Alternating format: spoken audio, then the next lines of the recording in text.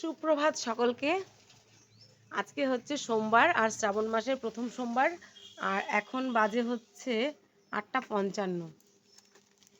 সকালবেলা উঠে আমাদের কাজকর্ম কমপ্লিট, রান্নাবান্নাও কমপ্লিট, কারণ আজকে শ্রাবণ মাসের প্রথম সোমবার বলে বাড়িতে আমরা পুজো করব, ভোলানাথের মাথায় জল ঢালবো। আর এই যে এক ভোলানাথ চললো কাজে, সকালবেলার ব্রেকফাস্ট করে নিয়ে চললো। তুই আবার ফিরবা কখন? একবারে রাতে? হ্যাঁ, তোমার মিটিং সেরে কি একবারে রাতে? ঠিক নেই? তাহলে ফোন করে দিও কিন্তু, কারণ আমি যাব তো ওই 1টার আগেই চলে যাব, মানে 1টার সময় আছে আমাদের মিটিং, 1টার আগেই পৌঁছে যাব। তাহলে খাবারটা নিয়ে যাব, সেই জন্যই বলছি, বুঝেছো? ফোন করে জানিয়ে দিও।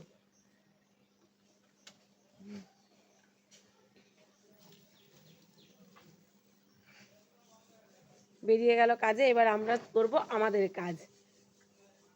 এখন যাব একটু মিষ্টির দোকানে, একটু দইয়ের গ্লাস আনবো বলে। দইটা নিয়ে এসে তারপরে চান করতে যাব, চান করে তারপর পুজো দেবো। চলুন, যেটুকু করব সেটুকু আপনাদের সঙ্গে শেয়ার করব। চান ধান করে একদম রেডি, এবারে চলে যাব পুজোর জোগাড়ে। চলুন যাওয়া যাক, পুজোর জোগাড়টা করি, অনেকটা সময় লাগবে পুজোর জোগাড় করতে। পুজোর জোগাড় যন্ত্র এই যে শুরু হয়ে গেছে। এই হচ্ছে আমার ঠাকুরের মন্দির, আর এই যে জোগাড় যন্ত্র করে নিয়েছি, যেটুকু করার, যতটুকু পারি আমি বাড়িতেই করি প্রত্যেক বছর। মন্দিরে অত যায় না, কিন্তু আমাদের গ্রামে যে একটা মন্দির আছে, সেই মন্দিরটায় যে কোনো একটা সোমবারে যাই বা যাব, এইটা করি। বাকি অন্যান্য কোনো মন্দিরে টন্দিরে তেমন যাওয়ার সুযোগ হয় না, আর যাইও না, বাড়িতে তো কেউ নেই, সঙ্গে করে নিয়ে যাওয়ার মতো কেউ নেই, সেই জন্য তেমন একটা যাওয়া হয়ে ওঠে না। এই যে, আর এই যে আমার রাধাকৃষ্ণের মূর্তিতে পরানো আছে যে জামাটা, এটা কালকে নতুন বানানো হয়েছিল বাড়িতে, হাতে তৈরি।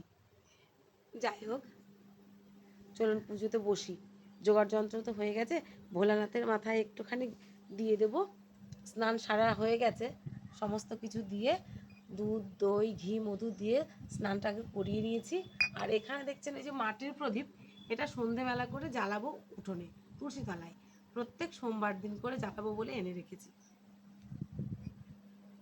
এই যে ঘটির মধ্যে মিশিয়ে রেখেছি দুধ দই ঘি মধু, একটুখানি গঙ্গা জলও দিয়ে দিয়েছি।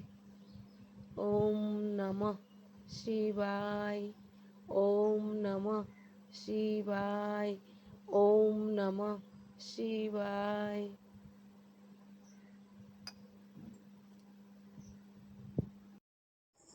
আমার ভোলানাথকে স্নান করিয়ে তিলক করানো হয়ে গেছে, আর অন্যান্য যে সমস্ত ঠাকুর আমার ঘরে আছে সেগুলোকেও স্নান করিয়ে তিলক করিয়ে একটু নতুন মালা কিনে আনা হয়েছিল রজনীগন্ধার, তো সেটাও পরিয়ে দিয়েছি। সমস্ত কিছু কমপ্লিট করা হয়ে গেছে, এবারে একটু পুজো দিয়ে নেব। তবে এত বৃষ্টি হচ্ছে তো, বাইরেটা এত প্যাচপ্যাচে কাদা, একদম বিচ্ছিরি লাগছে। তবে আজকে সকাল থেকে একটু পরিষ্কার আছে, কি জানি কখন যে আবার বৃষ্টি নামে তা তো বলা মুশকিল। চলুন আগে পুজোটা সেরে নিই, কারণ অনেকটা বেলাও হয়ে গেছে। আর আজকের দিনে মানে শ্রাবণ মাসের সোমবারগুলোতে না, সকাল থেকে আমি নির্জলা উপোস করি, তো আজকেও সেরকমই উপোস করে আছি।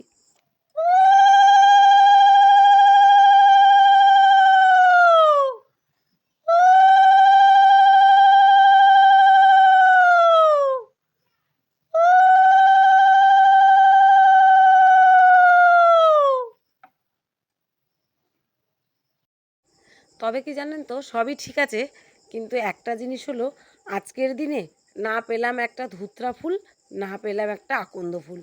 তবে এটা ভালো যে মাসি রাস্তা থেকে দুটো নীলকণ্ঠ ফুল এনে দিয়েছিল, তবুও সেই দুটো মাত্র, তার বেশি আর নয়। আর বাড়িতে তো বেল গাছ আছেই, বা যে কটা ফুল আছে সেই ফুল দিয়েই পুজো দিয়েছি, তাছাড়া আর কিছু তো করার নেই।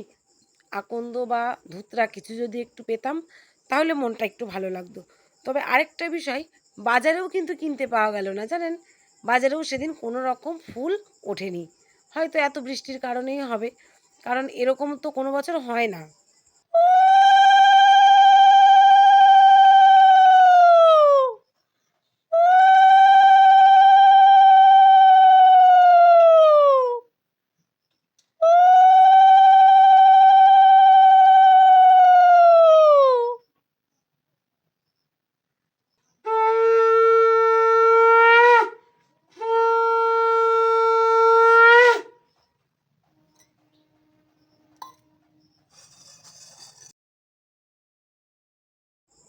ঘরে পুজো দেওয়া আমার হয়ে গেছে কমপ্লিট। এবারে দিয়ে দিচ্ছি একটু তুলসী তলায় জল। প্রত্যেক দিনই আমি চান করার পর পুজো দিয়ে এসে তুলসী গাছে জল দিই, একটু ফুল দিই আর একটা ধূপকাঠি ধরাই। এটা আমার নিত্যদিনের কাজ।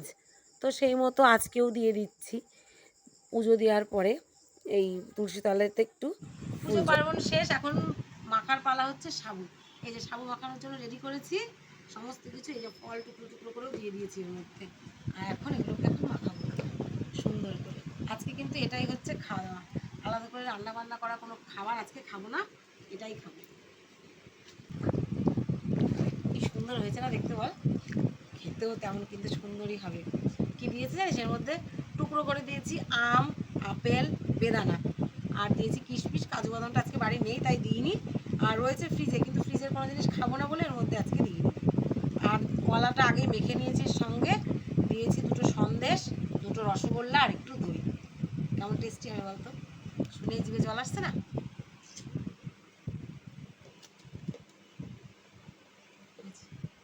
এই যে অতিথি এসেছে আমাদের বাড়িতে, পিলু।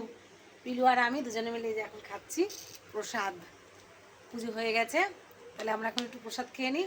পিলুর তো বাটি পুরো শেষ, ফাঁকা প্লেট, কিছু নেই আর। আর আমি এখন করছি ভিডিও। তাহলে প্রসাদটা আগে একটু খেয়ে নিই। সাবু মাখাটা কিন্তু খুব টেস্টি হয়েছে, দারুণ। আপনারাও বাড়িতে এইভাবে মাখিয়ে খেয়ে দেখবেন, খুব ভালো লাগবে।